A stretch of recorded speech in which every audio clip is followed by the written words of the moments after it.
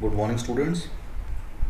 TTC Jodhpur के ई lecture classes के क्रम में मैं Jitendra Jakhar, lecturer electronics, government polytechnic college Jhunjhunu, आप सबका पुनः स्वागत करता हूं। हम EL 207 विषय पढ़ रहे थे और उसका चैप्टर 1 जो आपका है नंबर सिस्टम, उसकी बात कर रहे थे। इसमें हमने पिछली क्लासेस के अंदर जो कन्वर्जन्स किस प्रकार से किए जाते हैं उनको पढ़ा था। कुछ एग्जांपल्स देखे थे कि किस प्रकार से एग्ज़ाम में जो आपके क्वेश्चन आते हैं एक नंबर सिस्टम को दूसरे में कन्वर्ट करने के, उनको आप किस प्रकार से सॉल्व कर पाते हैं। आज के लेक्चर में हम बात करेंगे बाइनरी अर्थमेटिक ऑपरेशंस के बारे में। डेसिमल में अर्थमेटिक ऑपरेशंस हम लोग पढ़ते आ रहे हैं हमेशा से, उसी भांति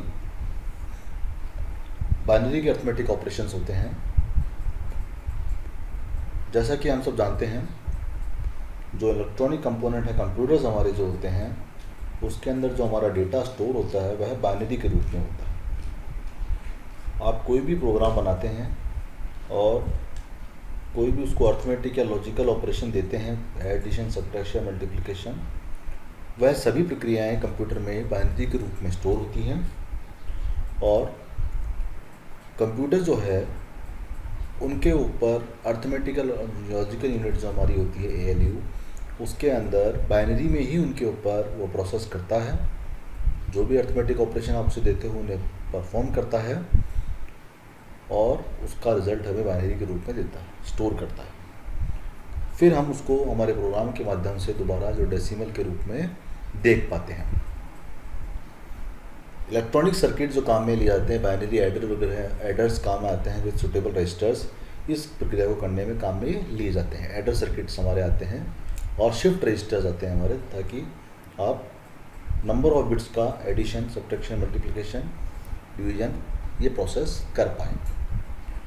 अब ये किस प्रकार से होते हैं उसको आज हम समझेंगे। पहले हम बात करेंगे बाइनरी एडिशन के बारे में।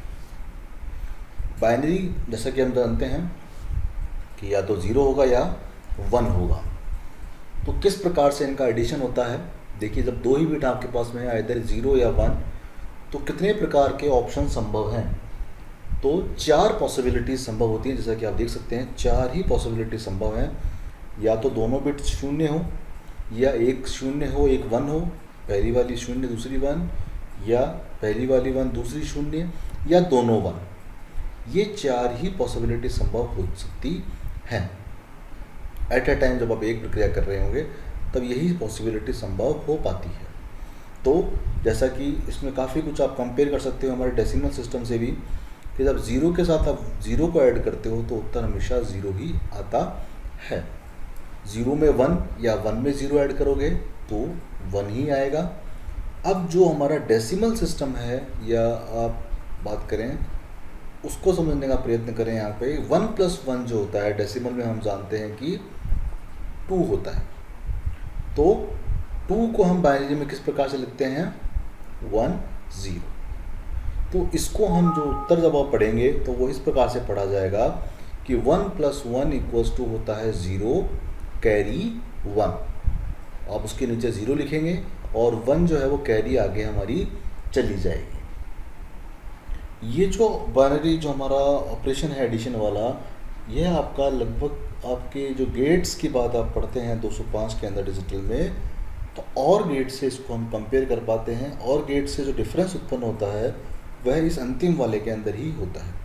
और गेट में भी यही होता है हमारा कि जब दोनों इनपुट उसके 0 होते हैं तो उत्तर 0 होता है।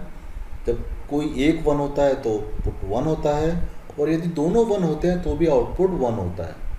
किंतु एडिशन के संदर्भ में जो बात करेंगे तो 1 + 1 जो होता है उसको हम बोलेंगे 0 और कैरी 1। इसको अपन एक उदाहरण के सहायता से समझने का प्रयास करते हैं। तो हमने 15 + 10 किया है। यहाँ पे 15 का जो बाइनरी रूपांतरण होता है वह होता है 1 1 1 1, और 10 का जो बाइनरी रूपांतरण होता है, कन्वर्जन, वो होता है 1 0 1 0। तो स्टेप बाय स्टेप समझने का प्रयास करें इसको हम। पहली लाइन हमारी जो है 1 + 0। तो 1 + 0 जैसा कि हम देख चुके हैं, यहाँ पे 1 + 0 क्या होता है, 1 होता है। तो यह 1 आ गया। उसके उपरांत हमारे है 1 + 1। तो 1 + 1 क्या होगा, 0 कैरी 1, तो 1 + 1 0 और कैरी 1। अब यहाँ हमारे 3 बिट हो गए, तो पहले हम इन दो को करेंगे, तो 1 + 1 0 कैरी 1 चली गई, और 0 यहाँ पे आया तो 0 + 0 0। फिर यहाँ देखा हमने 1 + 1 0 कैरी 1 यहाँ आ गई, और यहाँ 0 हो गया तो 0 + 1 1 हो गया, और ये 1 जो कैरी थी वो यहाँ पे 1 आ गई। तो उत्तर हमारा आया 1 1 0 0 1। इसको आप डेसिमल में कन्वर्ट करेंगे तो आप देखेंगे कि इसका उत्तर 25 होता है, जो कि हमारा एडिशन है। तो इस प्रकार से हमारे बाइनरी के एडिशन की प्रक्रियाएं परफॉर्म होती हैं बाइनरी के अंदर।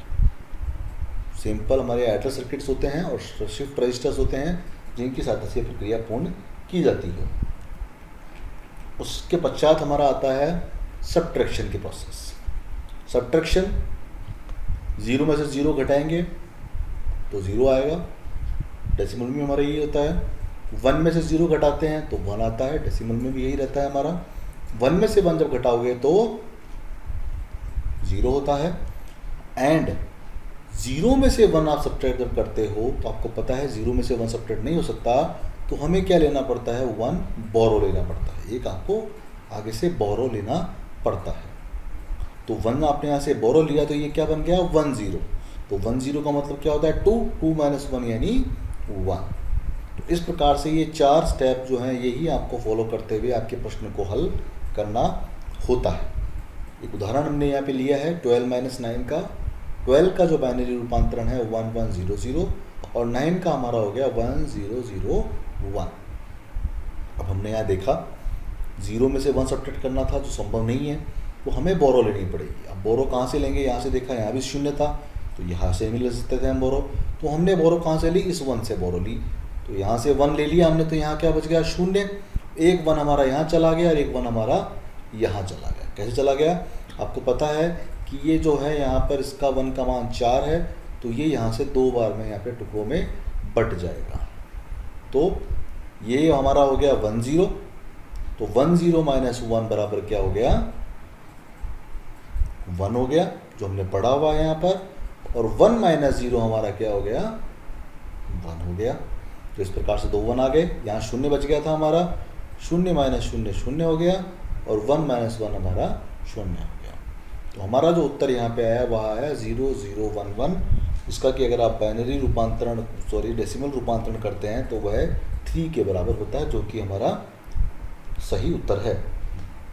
अब हम आगे बढ़ें तो जो नेक्स्ट प्रक्रिया हमारी आती है वह आती है बाइनरी मल्टीप्लिकेशन की। बाइनरी का जो मल्टीप्लिकेशन होता है वह हमारा गेट्स में अगर कंपेयर करें तो हमारे गेट आता है, इसको कि हम एंड गेट कहते हैं। उस एंड गेट से यह मैच करता है।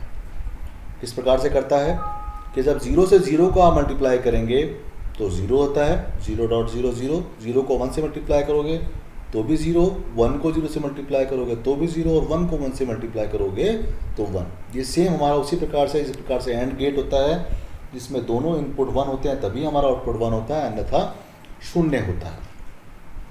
इस उदाहरण से हमने देखा 3 × 2 का उदाहरण लेके चले हैं, और इसको सॉल्व हमने यहाँ पे किया है, तो हमारा उत्तर 6 यहाँ पर आता है। 0 से मल्टीप्लाई किया तो 0 0 आ गए, और 1 से मल्टीप्लाई किया तो 1 1 आ गए। जब 1 से 1 को किया और 1 से 1 को किया, और फिर इनका अपन जिस प्रकार से डेसिमल में गुणा करते हैं उसी भांति हमने इसको गुणा किया, तो हमारा उत्तर आया 1 1 0, जो कि हमारा 6 होता है। इस प्रकार से हमारे अर्थमेटिक ऑपरेशंस जो हैं परफॉर्म होते हैं।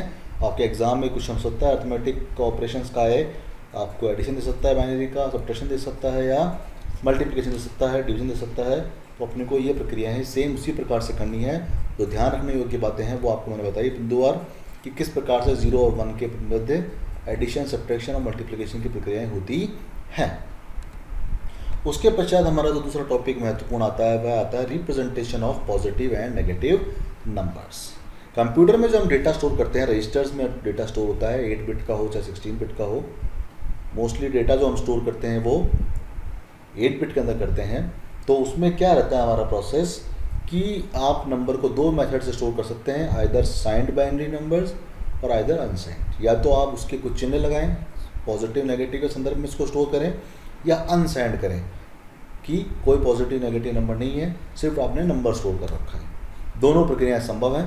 पहला आता है हमारा अनसाइंड बाइनरी नंबर रिप्रेजेंटेशंस, कि जब आप किसी प्रकार का चिन्ह नहीं लगा रहे हो, सिर्फ पॉजिटिव नंबर स्टोर कर रहे हो, नेगेटिव नंबर्स को आप अलग तरीके से स्टोर कर रहे हो, वहाँ पे आप उसके लिए कोई अतिरिक्त बिट नहीं दे रहे हो। सपोज 8 बिट का रजिस्टर है, तो 8 बिट के रजिस्टर की समस्त बिट जो है वो नंबर को ही रिप्रेजेंट कर रही है, कोई साइन बिट आप अलग से नहीं देते हो, तो वह हमारा अनसाइंड बाइनरी नंबर रिप्रेजेंटेशन कहलाता है। कुछ एप्लीकेशंस में हमें साइंड नंबर्स को भी स्टोर करना पड़ता है। इसके लिए हमें क्या करना पड़ता है कि एक बिट जो हमारी होती है वह साइन को दर्शाने के लिए काम में लेनी होती है। उसके लिए जो बिट हम काम में लेते हैं वो होती है मोस्ट सिग्निफिकेंट बिट, MSB जो बिट होती है। 8 बिट का सपोज आपका रजिस्टर है, तो जो हाईएस्ट जो बिट है हमारी, वह बिट हमारी साइन बिट के रूप में काम में ली जाती है। और इस साइन बिट को रिप्रेजेंट करने के लिए जो मेथड काम में लिया जाता है वह लिया जाता है कि आपका 0 जो होता है MSB में अगर आप स्टोर करते हो तो वह हमारा पॉजिटिव नंबर को रिप्रेजेंट करता है, और यदि आप 1 स्टोर करते हो तो वह नेगेटिव नंबर को स्टोर करता है। ये इसका सिद्धांत होता है। सपोज 8 बिट का रजिस्टर है, तो MSB में आपने साइन नंबर के लिए बिट काम में ले ली दर्शाने के लिए, और रिमेनिंग जो 7 बिट हो गई वह हो गई हमारे नंबर को दर्शाने के लिए। जनरलाइज अगर हम बात करें कि आपने n बिट्स से आप किसी साइन नंबर को स्टोर कर रहे हो, तो n-1 बिट्स आपके नंबर को दर्शाने के काम में आ रही है। उसकी रेंज कैसे निकालेंगे? माइनस में तो वो हो जाएगी 2n-1 से लेके पॉजिटिव साइड में 2n-1+1 तक, यहाँ तक की रेंज तक ये स्टोर आपको दर्शाने के काम में आती है। एग्जाम्पल लेके चले यहाँ पर हम, जैसे प्लस का 13 आपको स्टोर करना है, तो MSB जो बिट आपकी है वह 0 के रूप में आपने दिखा रखी है, जो कि दिखा रहा है कि प्लस की बिट है, और रिमेनिंग जो 7 बिट्स हैं उससे हमने 13 को यहाँ पे स्टोर कर रखा है। नेक्स्ट एग्जांपल -46 दिखा रखा है, तो माइनस के साइन के लिए हमने 1 स्टोर कर रखा है, और 46 को हमने बिट फॉर्मेट में कन्वर्जन करके स्टोर कर लिया है। तो इस प्रकार से हम हमारे नंबर को स्टोर कर सकते हैं साइंड रिप्रेजेंटेशन के अंदर यूजिंग MSB एज 0 और 1।